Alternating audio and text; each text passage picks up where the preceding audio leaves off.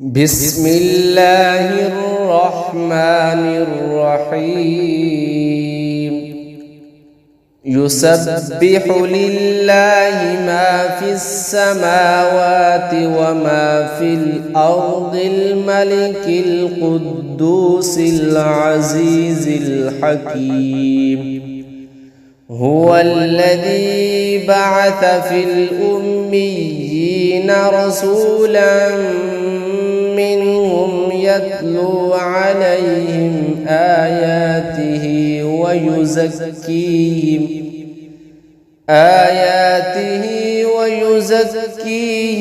ويعلمهم الكتاب والحكمة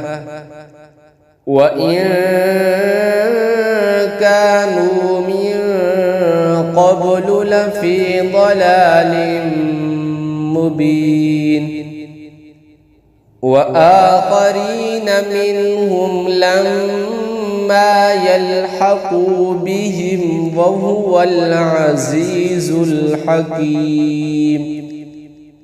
ذلك فضل الله يؤتيه من يشاء والله ذو الفضل العظيم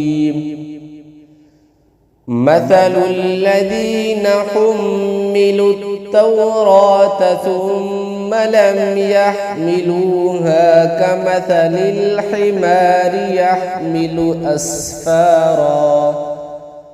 بئس مثل القوم الذين كذبوا بآيات الله والله لا يهدي القوم الظالمين قل يا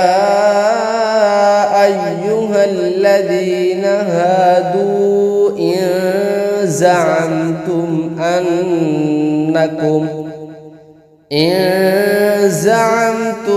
أنكم أولياء لله من دون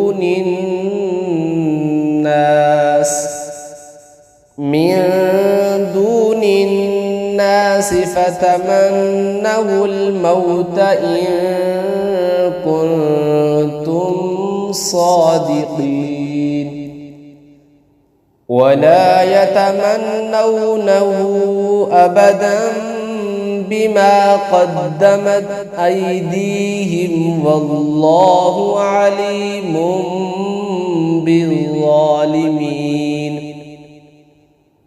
قل إن الموت الذي تفرون منه فإنه ملاقيكم ثم تردون إلى عالم الغيب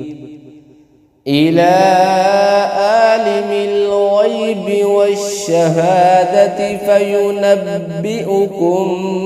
بما كنتم تعملون يا أيها الذين آمنوا إذا نودي للصلاة من يوم الجمعة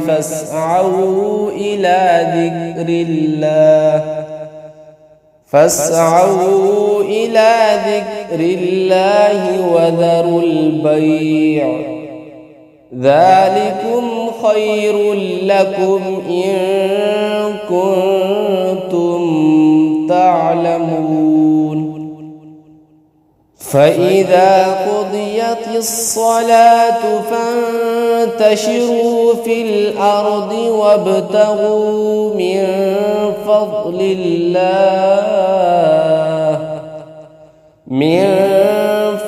الله واذكروا الله كثيرا لعلكم تفلحون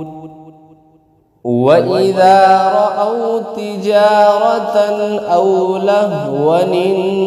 انفضوا إليها وتركوك قائما قل ما عند الله خير من اللهو ومن التجارة والله خير الرازقين